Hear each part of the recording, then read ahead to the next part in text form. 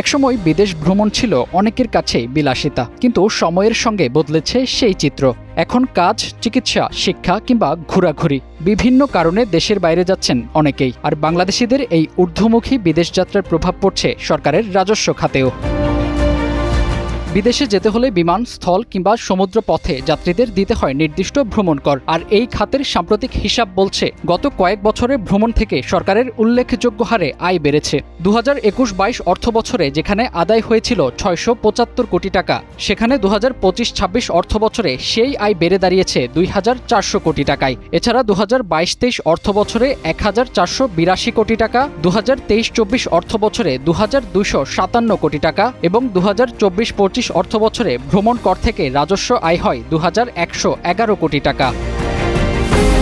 তবে এই রাজস্ব বৃদ্ধির পেছনে শুধু এনবিআরের উদ্যোগই নয়, বড় ভূমিকা রাখছে বিদেশ ভ্রমণের বাড়তি প্রবণতা। কারণ আকাশপথের টিকিট কাটার সময় এয়ারলাইন্সগুলো যাত্রীদের কাছ থেকে ভ্রমণ কর সংগ্রহ করে সরকারি কোষাগারে জমা দেয়। আর স্থলপথের ক্ষেত্রে এই দায়িত্ব পালন করে সোনালী ব্যাংক।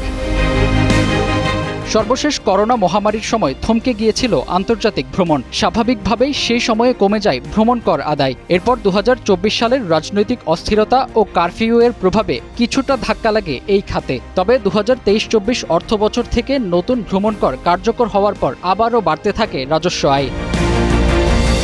বর্তমানে দেশের অভ্যন্তরীণ আকাশপথে যাত্রী প্রতি 200 টাকা, সার্কভুক্ত দেশে 2000 টাকা, মধ্যপ্রাচ্যে 4000 টাকা এবং অন্যান্য দেশে ভ্রমণের ক্ষেত্রে 6000 টাকা কর দিতে হয়। স্থল ও সমুদ্র পথে বিদেশ ভ্রমণের ক্ষেত্রেও নির্ধারিত রয়েছে 1000 টাকা কর।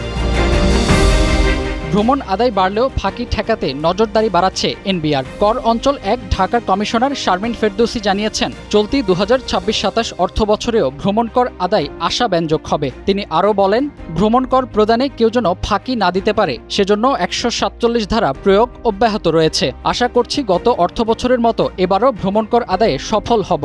এখন পর্যন্ত যতটুকু আদায় হয়েছে তা ইতিবাচক ধারায় রয়েছে।